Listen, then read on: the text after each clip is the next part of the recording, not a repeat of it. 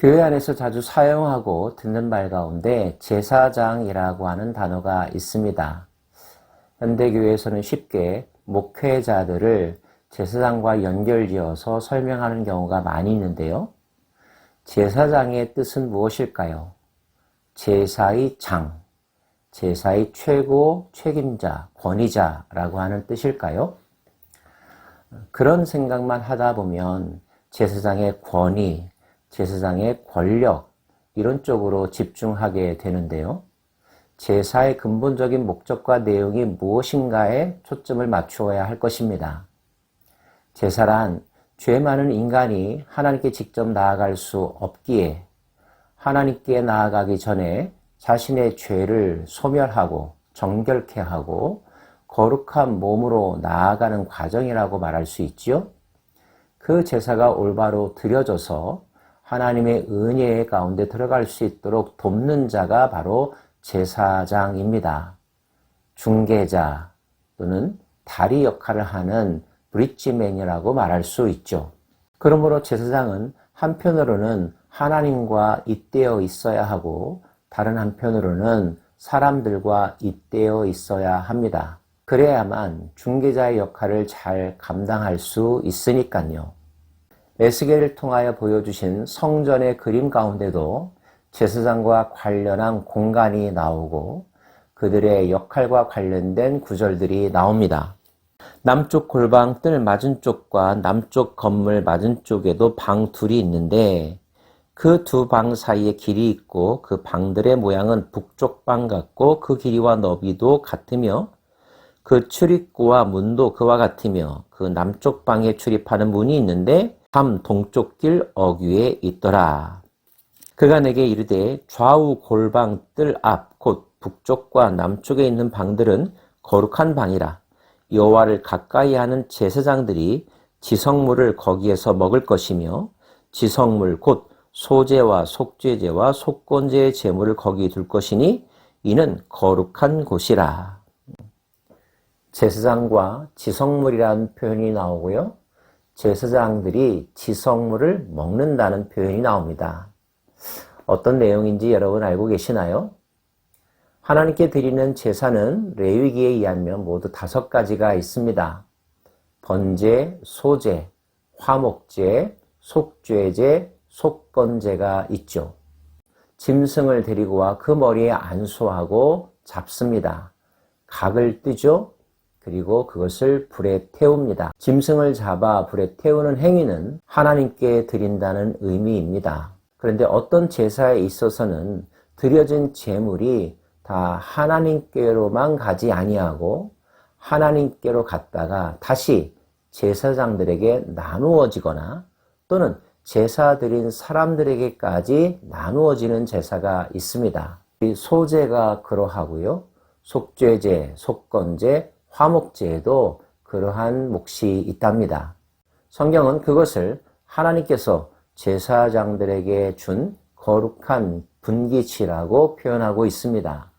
제물을 받으신 하나님께서 자신에게 온 것을 나누어 주는 대상이라고 한다면 특별한 존재겠죠.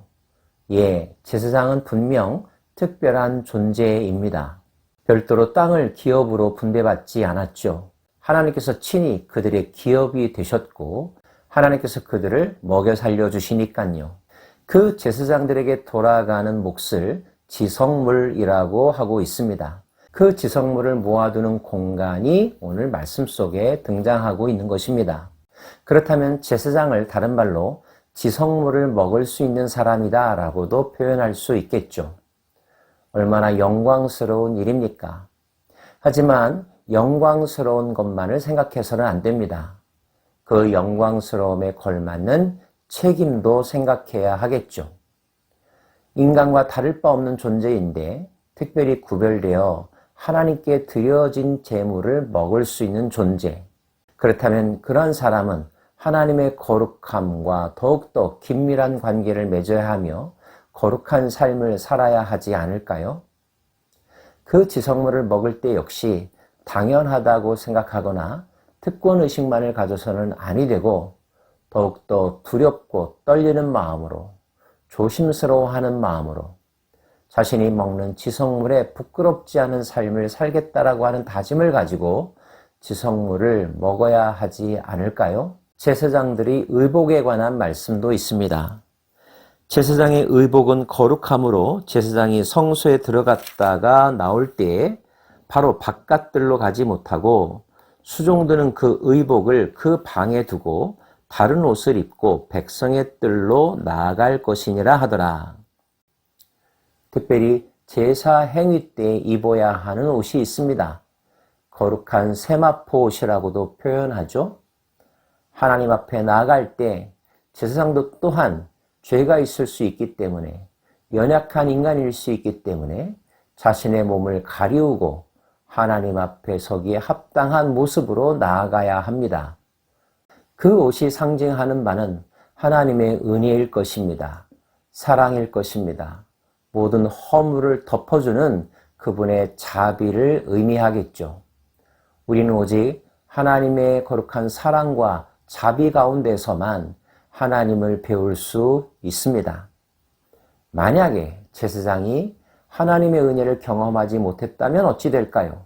결코 그분 앞에 나아갈 수도 없을 뿐만 아니라 그분 앞에 서는 그 순간 자체가 그에게는 죽음과도 같은 것일 겁니다. 제사장은 하나님의 은혜와 자비를 함부로 남용해서는 안 됩니다. 의복을 갈아입고 백성의 뜰로 나아가야 한다는 말씀이 그와 같은 의미일 것입니다. 현대교회에 있어서 특별히 제사장의 역할과 삶에 대해서 묵상해 봅니다. 교회 안에는 성경 속의 제사장의 역할을 감당하는 일꾼들이 있죠. 목회자들입니다. 그러나 목회자들만 제사장이 되는 것은 아니죠.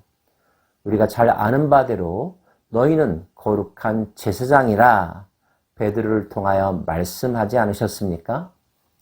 거룩한 대제사장이신 예수 그리스도 안에서 우리는 제사장의 삶을 살아갈 수 있는 특별한 존재가 되었습니다.